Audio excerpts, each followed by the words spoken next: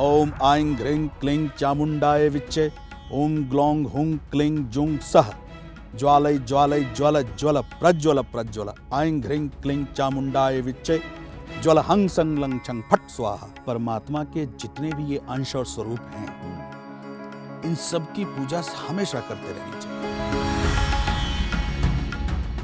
जी के सर, इस देश में देवी बहुत पूजी जाती हैं और वो भी 9 स्वरूपों में पूजी जाती हैं। अगर देवी के मंत्रों की बात करें तो क्या सभी देवियों का एक ही मंत्र होगा या देवी के हर स्वरूप का अलग अलग मंत्र है? अगर फर्ज कीजिए मैं माँ दुर्गा की बात करूं तो क्या मंत्र होना चाहिए? देखिए, पहली बात तो देवी 9 स्वरूपों में पूजी तो जाती हैं, पर देवी के और भी बहुत सारे स्वरूप हैं।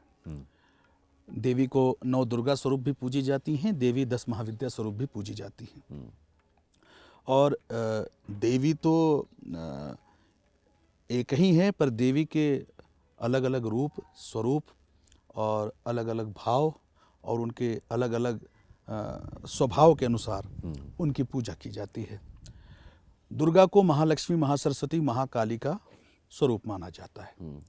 तो दुर्गा को सौम्य रूप से भी पूजते हैं, दुर्गा को रौद्र रूप से भी पूजते हैं।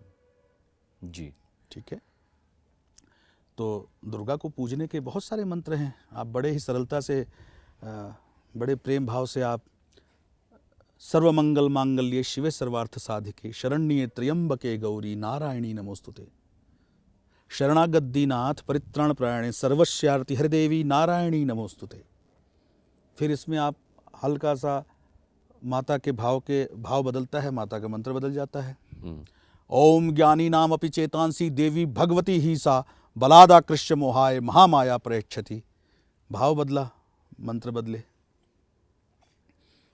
चंडी का मंत्र ओम आइं घ्रीं क्लीं चामुंडाय विच्चे ओम ग्लौं हुं क्लीं जुं सः ज्वालय ज्वालय ज्वल ज्वल प्रज्वल प्रज्वल आइं घ्रीं क्लीं चामुंडाय विच्चे ज्वल हंग संग लंग छंग फट स्वाहा।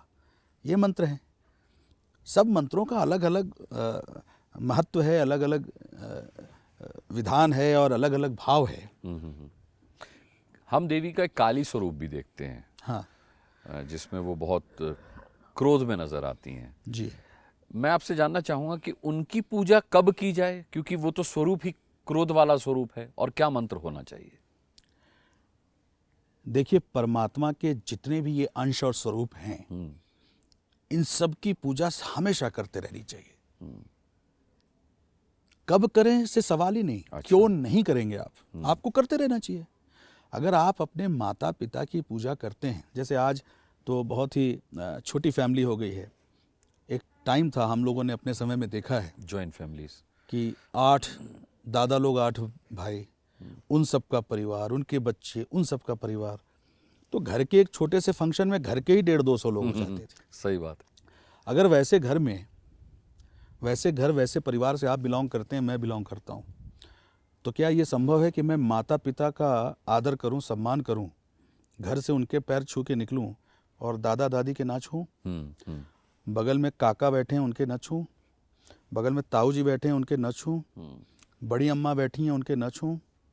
चाची जी मेरी बैठी हैं, उनकी ना छूं?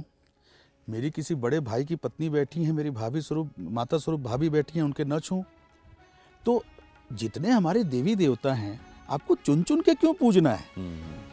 पूजा और उनका सम्मान तो आप प्रतिदिन हमेशा करते रहिए।